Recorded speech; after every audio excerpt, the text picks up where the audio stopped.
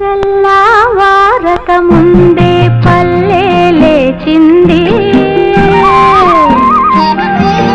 తన వారినందరినీ తట్టి లేపింది.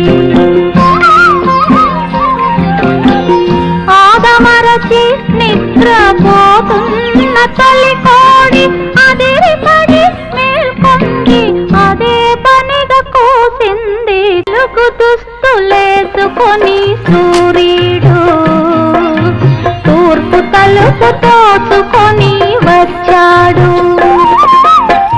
పాడు చీకటి ఎంత భయమేసిందో, పక్క దులుపుకొని ఒకే